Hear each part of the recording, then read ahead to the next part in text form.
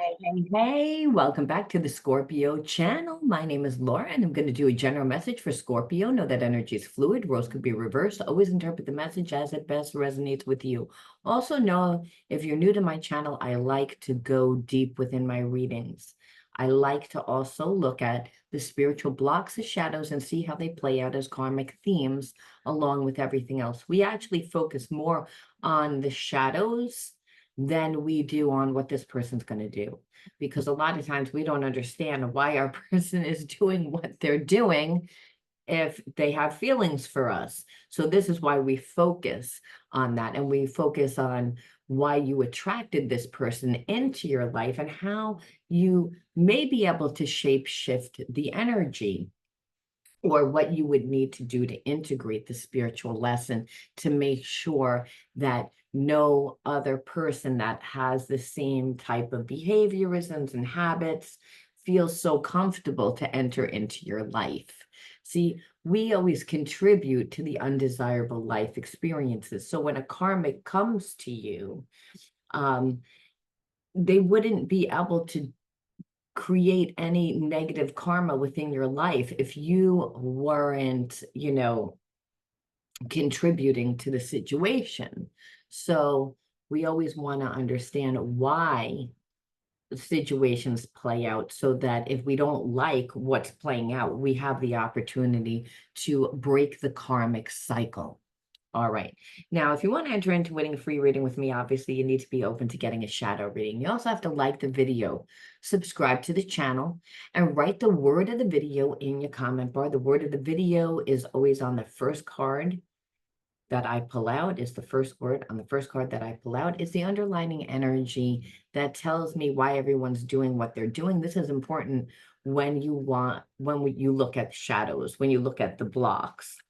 All right, let's take a peek and jump right on in and see what the underlining energy is. Oh, by the way, anything of any importance or relevance to the channel, including the word of the video, will always be in the description box. So you don't have to rewind the entire video to remember the word if you happen to forget it. Okay. Alrighty. The first word is intolerance. We're going to pull again a secondary deck.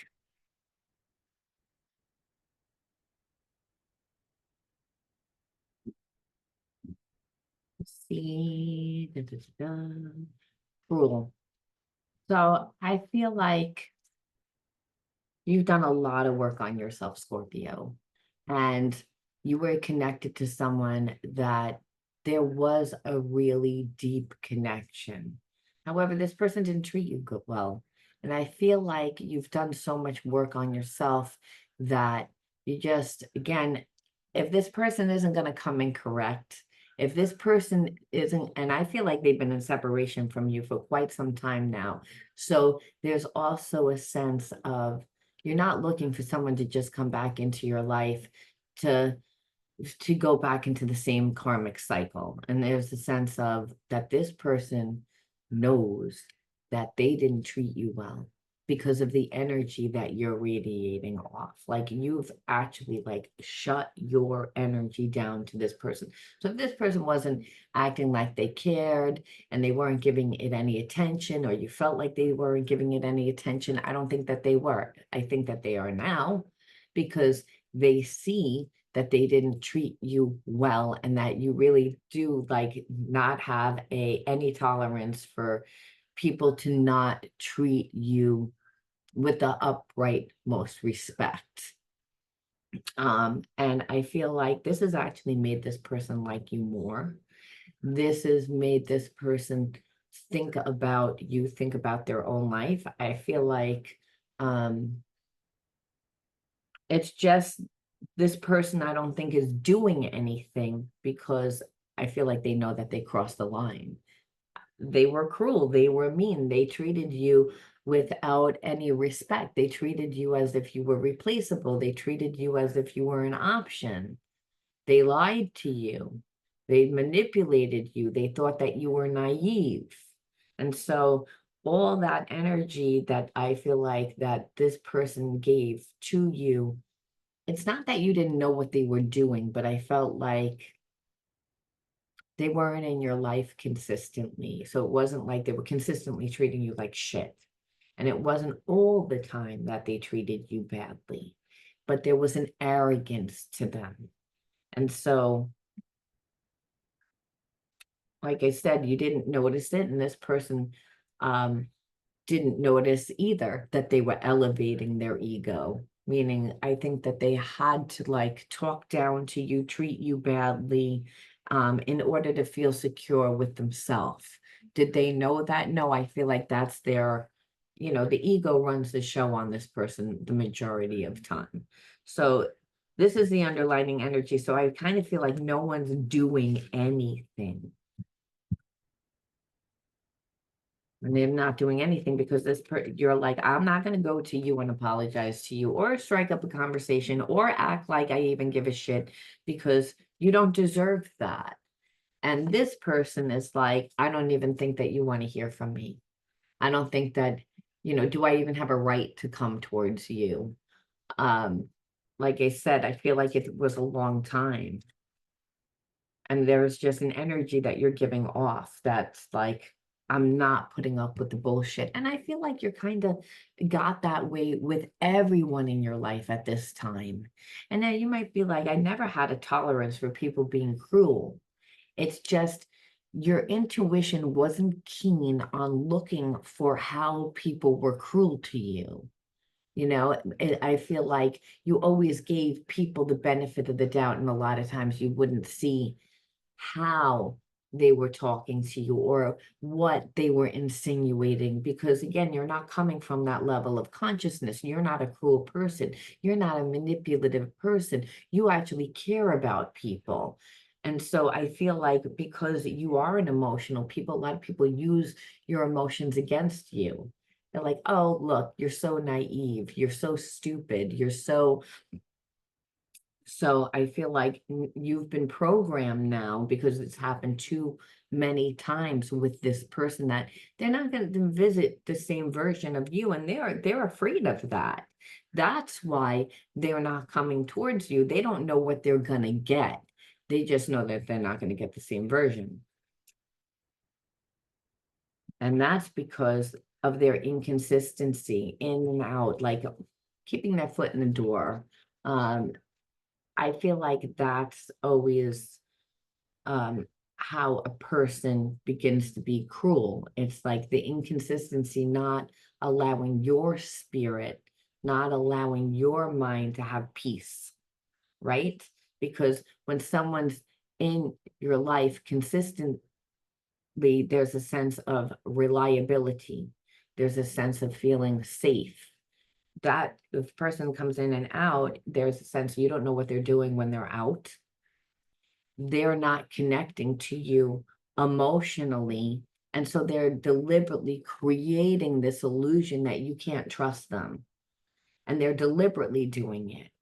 Now, I talked a lot about the different attachment styles. And I feel like a person that has avoidant anxiety attachment does this. They come in, and they set the relationship up exactly the way that they want it so that they're comfortable, but they're insecure. And so when they're coming in at that insecure level, and they're being led by passion. And again, what the relationship can be, the imagination, because it can be, especially if there's a past life connection, but then they're not grounded. And then they have all these spiritual blocks that make them inconsistent, make them, again, not be where you can rely on them. And it makes you not feel safe, makes you feel like you can't be emotionally vulnerable because again, they came in and they set it up like that. And it's almost like it's very narcissistic energy. But do I feel that this person is a narcissist? I don't really feel that they're deliberately a narcissist.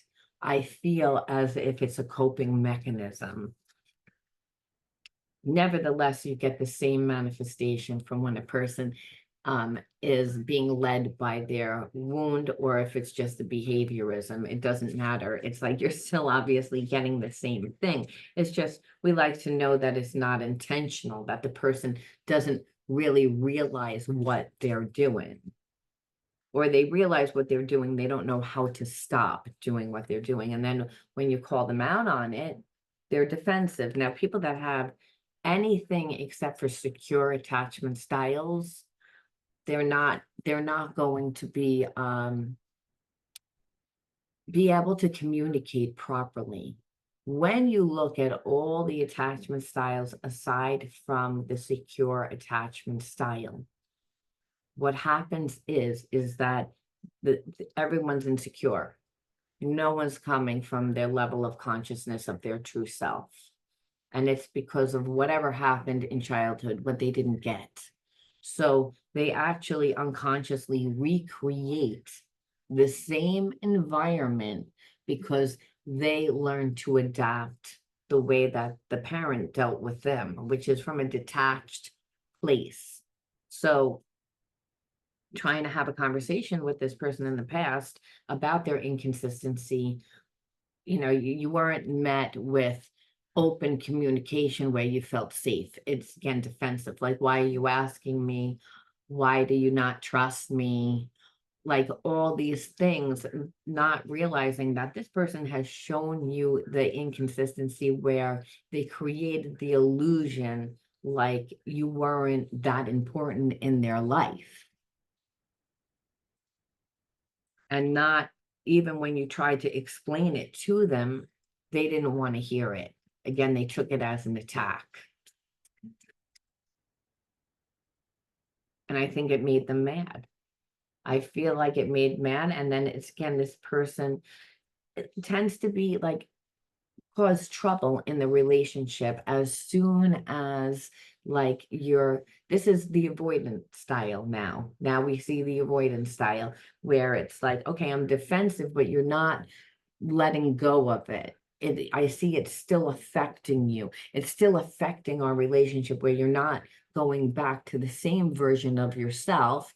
This topic always comes up. So they deliberately cause trouble within the relationship, start a fight, which is another way of being defensive, but it's defensive avoidance, which is to inevitably make you to stop asking questions because it'll trigger your abandonment.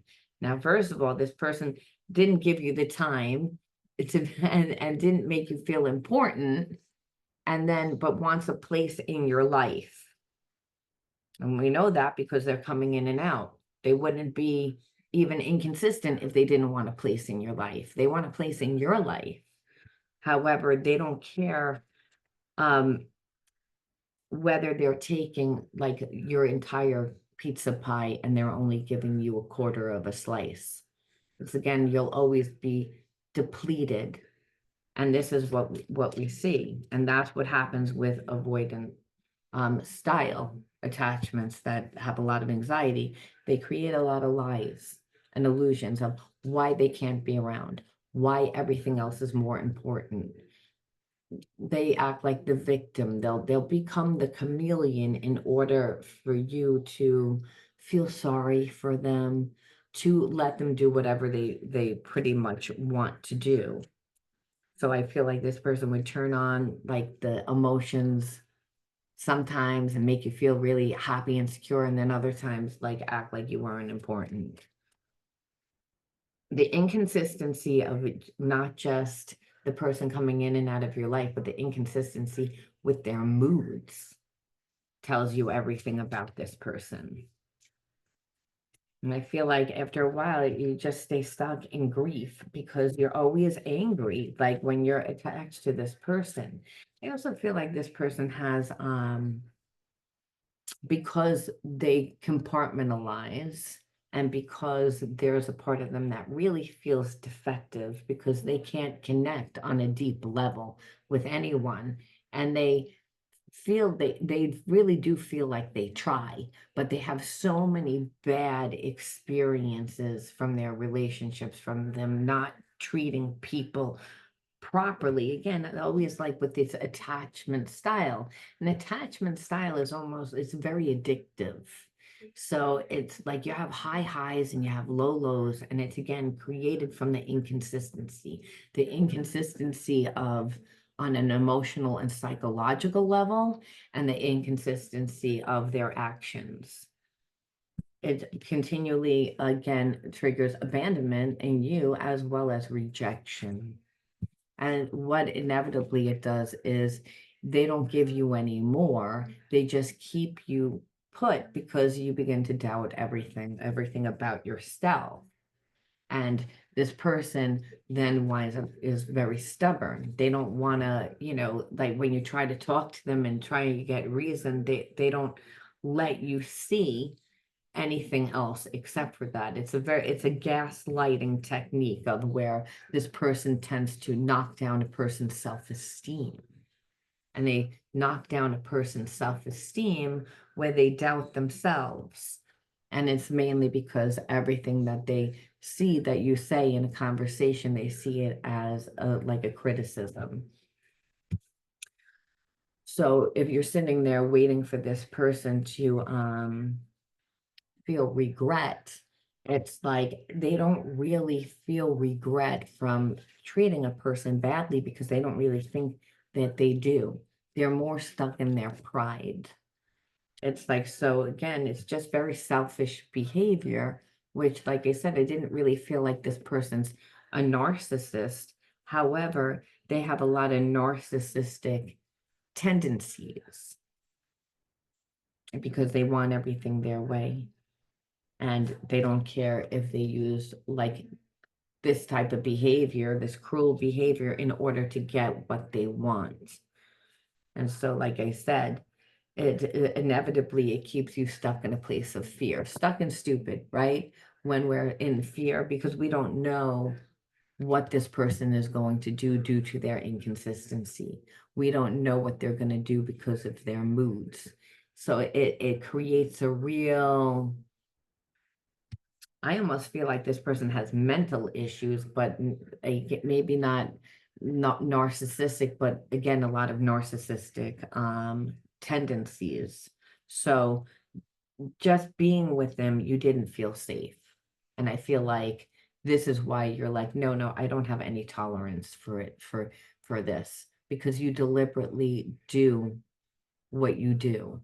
You deliberately like want to hurt me. And I feel like they do because you trigger them, because they have deep feelings for you. And then they also feel like you're better than them. So you trigger their ego. You trigger them to feel feelings that they don't really want to feel. So always like to go in a little bit deeper to be like, is this person going to do anything? Do they have any realization? Now, that doesn't mean you need to be with this person if they have realization, but we have to say, why does the universe bring people into our lives? Why do we go into other people's lives? What's the point? And the point is to teach us and to teach us about love, really. And a lot of times when we learn what love is when we learn what love isn't. And that's how we can narrow down what love is. And a lot of times it's for us, and all the time, it's not just to learn about love, it's for us to evolve back to our natural state, which is unconditional love. When we form shadows, that's what those are the parts of ourselves that we've cut off from love. So if you've attached somebody like this to you and you didn't notice their inconsistent behavior, or if you kept making excuses for their inconsistent behavior and you didn't set boundaries, well, then you love this person more than you love yourself. And that goes against spiritual law. We always have to love ourselves first. And when we hold to a certain standard, people usually oblige, believe it or not. It's when we compromise ourselves in the beginning because someone comes in saying they're broken, saying, making a lot of excuses of why they can't show up. People don't just like, they're not just usually cruel. there's signs of detachment, there's signs of avoidance, there's signs of, again, if I avoid, then emotionally, I don't need to look at your feelings. I don't need to look at my own feelings. So I never learn anything. And that's really what happens with this person. So over time, you would like really like loathe this person, like be disgusted with this person because it's like you're deliberately hurting me. So this is why they say that there's a fine line between love and hate. So it doesn't really matter what these cards say because we see that this person's broken, but there is a dust part of ourselves that wants to know, what is this person going to do? We have an ego too. If we were connected to this person and they treated us badly, we want to know what did they learn anything? Do they have any remorse? Are they thinking about anything? Was it all just a waste? And it's never a waste. Our spiritual relationships that come into our life and do create pain, believe it or not, are like the most valuable because they really change us. So you can't change negative energy with negative energy. So you have to transmute it with positive energy. So there would be some sort of change, and we can figure out what that energy is when we look at the inner child wounds. But before, let's see what this person, where they are. I'm seeing signs and synchronicities like your name, 111, and working out what they mean. I feel like this person is not a very spiritual person. And, you know, if a person lives in survival mode where they're really selfish, they're coming from a lower consciousness, they wouldn't be. So I feel like they've, being that they see that you're like not going to put up with their shit and they don't really want to take responsibility for their shit because they're really afraid of rejection, because understand they know where you're at, they can feel it, and almost like they know that they took this spiritual connection way too far. And so they're looking for a sign is the best way that I can say it. I feel like this is a past life connection. This person didn't think that they were going to be affected by you, to be honest with you. They didn't think that you putting a boundary there that would matter. They thought that they would just walk away and replace you. And so, like I said, I feel like this person's all over the place. And it's because there is a connection there, but they need so much healing. So they don't really know what to do. They just, like I said, tend to be noticing signs and synchronicities, and that might be that everyone has your name, and so this person is like trying to get away from you, and they keep you on the news. The newscaster's name is the same as your name. They go into a store, the clerk's name is your name. Like everything is like, the more that they try and not think about you, the more that they feel like they are thinking about you, which is a really odd feeling for this person, because I feel like they have detachment, disassociation disorder, which happens when a person forms that avoidance, anxiety, attachment. It's because they've gone through severe trauma, and severe trauma from a parent, someone again that they were supposed to be able to trust. This happens again from sexual abuse. This happens from physical abuse. This happens from when a child like really has to step into a parent role, and where they now have to go out and fend for food like when they're 10, you know, and really become the parent because that parent's not there. So they have a lot of trauma around that. So they don't feel, is my point. Because when you have disassociation disorder, it's almost like you're watching yourself. You know what experience you went through because mentally and logically you know, but there's no feeling anymore. There's, the person's numb. So that the fact that they're like, normally nothing affects me, I don't form like feelings, then this person's being affected. So instead of them being able to process what's coming up, is all these emotions, which is triggering this person. It's not making this person feel all fuzzy and nice. Trust me. It's like they have a shit storm, a volcano of suppressed emotions that's ready to blow at any time, which is why this person, it comes out that they're cruel within their behaviors. It's like if you suppress this negative energy of feeling defective, of not being able to really connect deeply and soulfully to a person without feeling terrified, well, it's you feel like you can't have love, because eventually no one wants to be in a relationship where you're compartmentalized, where this person like is living like a double life, because when with avoidant attachment anxiety, uh they cheat. It's like, because I need to still talk to a lot of people to feed my insecurity. So you're dealing with somebody like that. And again, this happens from severe trauma, not light trauma. It's like, again, we're talking about sexual abuse. We're talking about real pure terror that the person has gone through, and they need to integrate that. Instead, they keep suppressing, because we saw addiction here, because they form attachments. Remember, they can't really form emotional bonds. So if you're not forming an emotional bond, you're forming an attachment. But this person daydreams about you. Sometimes it's sexual. Most of the time it is sexual. And other times I visualize our future together, and they think that they could be in a connection to you, mainly because they see that you're strong. Like, you're not breaking by them. Most of the people that this person gets involved with, they break.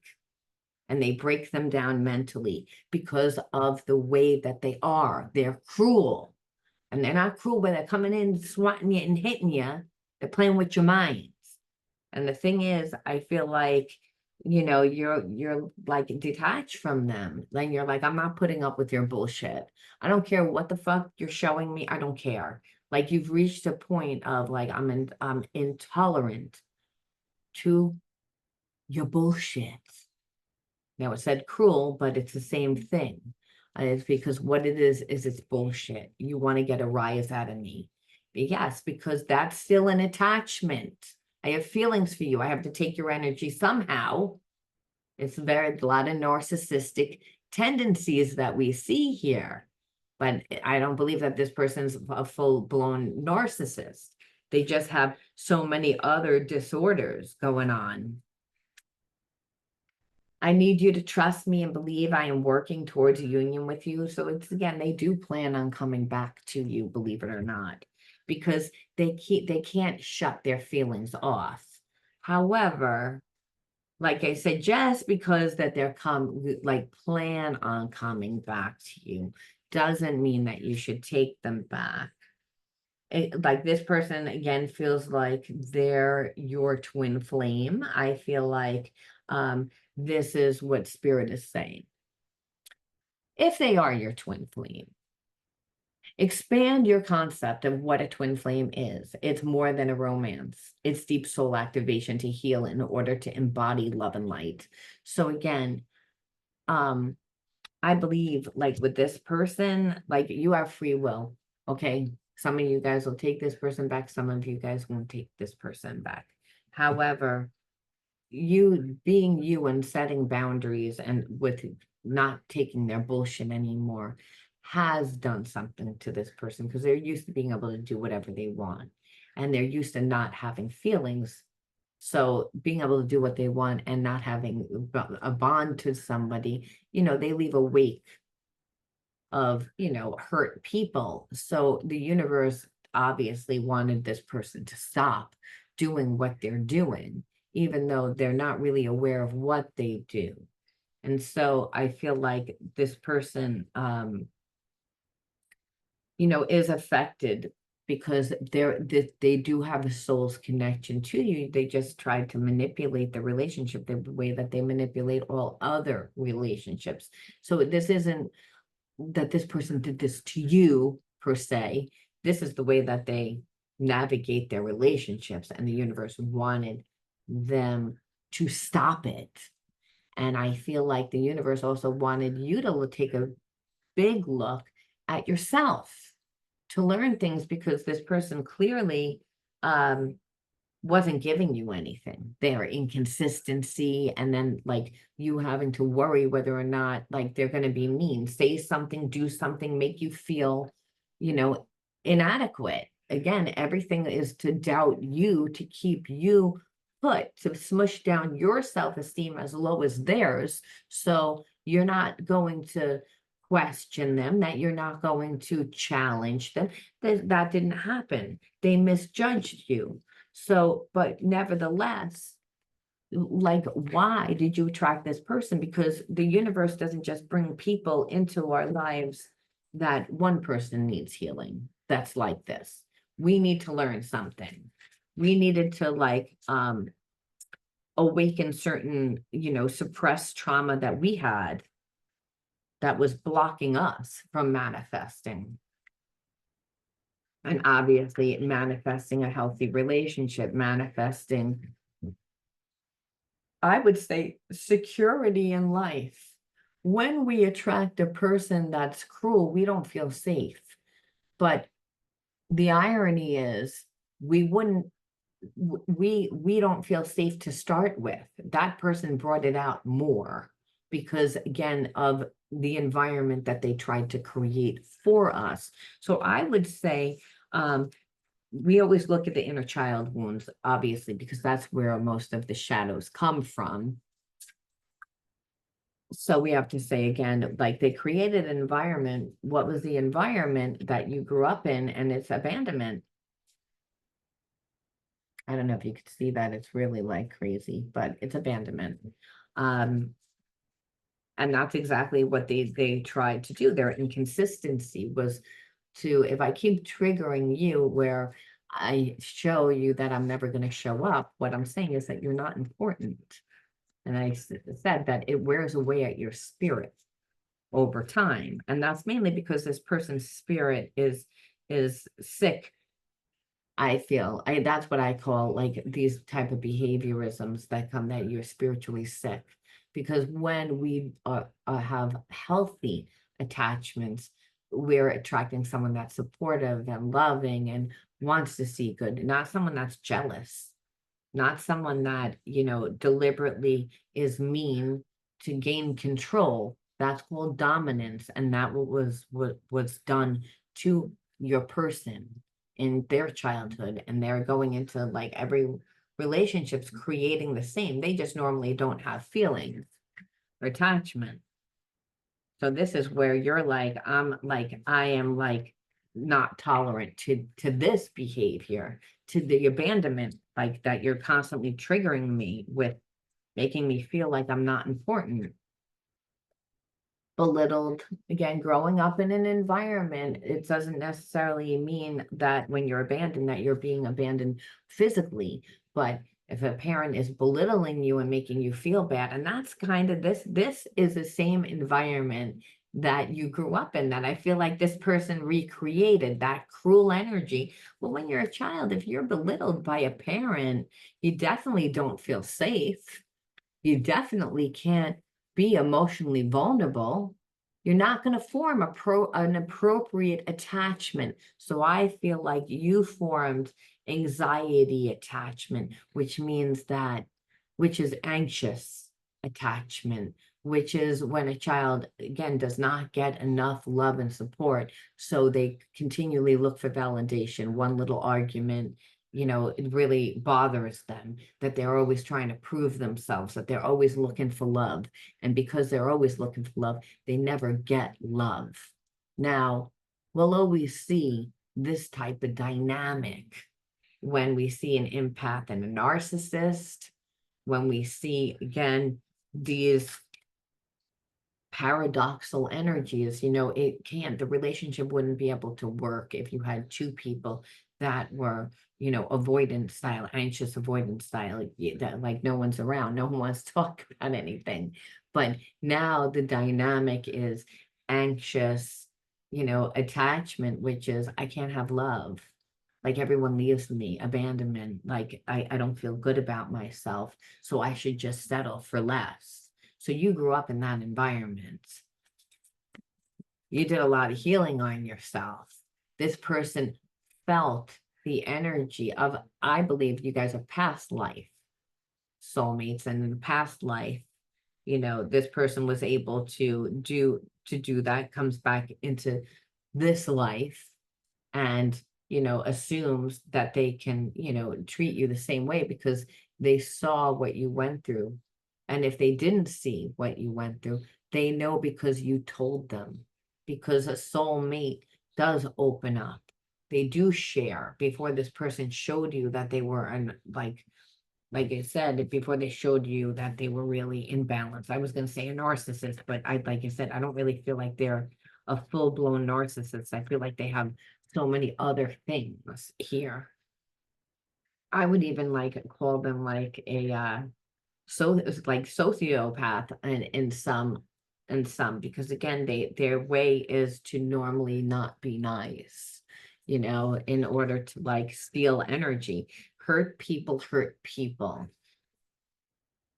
So we're going to pull one more, even though we already see why and about play. So this is again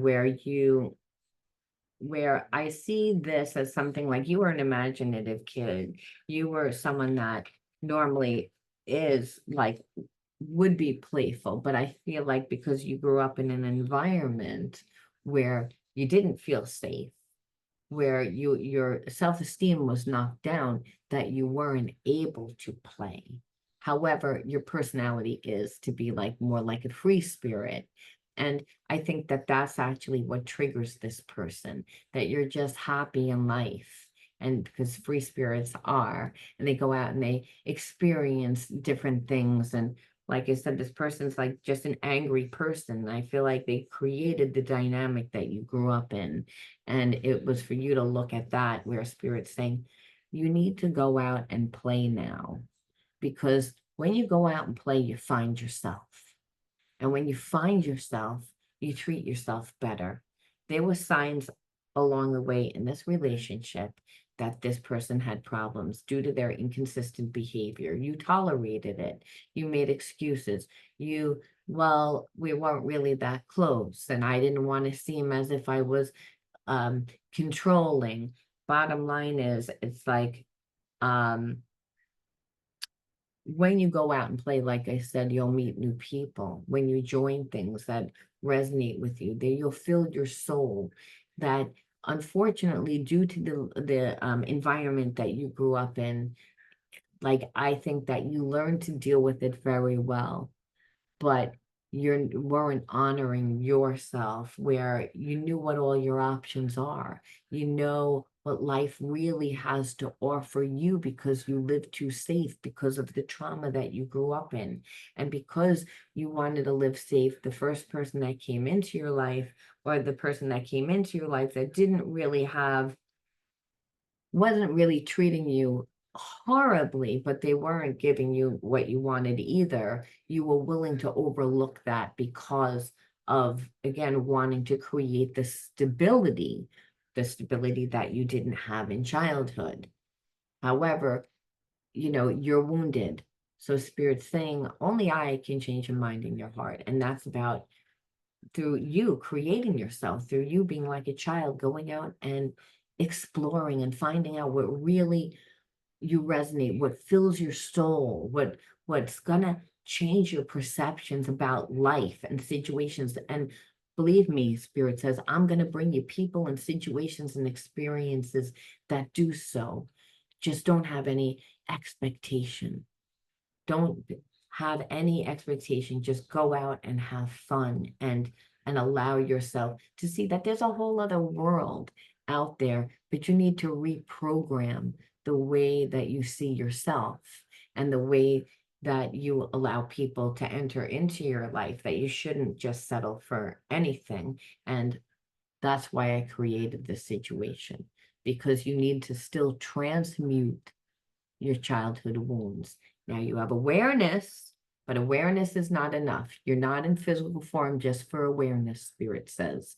You have to actually transmute the energy. So we do that by integrating the spiritual lesson, and Spirit says, go out and play, find yourself. Don't abandon yourself. Find what you love, find what stirs up your soul, become the vibration of unconditional love by doing what you love, by connecting to other people that emotionally fill you up. Spirit says, I am everywhere, I am in every single person, and connect. And you will not tolerate being belittled. You will not deal with a person that can't be like committed and be consistent. Because but it won't be with fireworks and fighting and being triggered. You just won't feed it. You'll give your energy to something else. And that would have made this person inevitably fall out of your life because they wasn't getting anything. There was always a sense that they thought that you were going to change. And you did change. Not the way that they thought, though. They thought they were going to chip away at your self-esteem and eventually get what they wanted. That's not what happened. You detached, and actually now they're the ones that's, crying now. They're the ones holding the shit bag, being like, well, this is what I created. This is, this makes me feel bad. However, they're not all rosy about it, like, oh, boo-hoo, but they're feeling like a volcano worth of emotions that have absolutely nothing to do with you as well, from all that suppressed childhood energy that they have squashed down, and all the bad relationships that they've gone through due to, again, never healing. And now, like I said, the buck stops here with you. It's like, you're not coming into my life and with all your bullshit. This person is used to always just getting a new supply, it looks like. And they really thought, because there was a connection, and that who you were. And that's because you did have that wound. And that's what that person felt. But it was the time that you gave them that showed them. Now, you might say, they didn't give them that much time. Now, if a person's bobbing in and out of your life once every 2 weeks, once every 3 weeks, once every month, and every time they reach out to you, you make time for them, they think that that's all that they need to see. That's all that they need to see. You're making time for me. I don't really need to be consistent, because you sweating me so I can put you on hold. And that was the energy there. And again, to make you feel not important. So the universe says this energy was only to help you transform, okay? Transformation. I am constantly evolving. I am improving inwardly by working on my weaknesses and refining my strength. Life ensures I'm present with situations that will help me learn and grow. I am aware of my progress and I open my wings to the light. So again, this relationship is not for you to get back together with this person. It was to help you transform your wounds, to help you evolve into the highest state of consciousness, which is unconditional love, which is the energy of God, which is the energy that's inside you, which is inside of me. It's what connects us to each other. It's felt as empathy and unconditional love.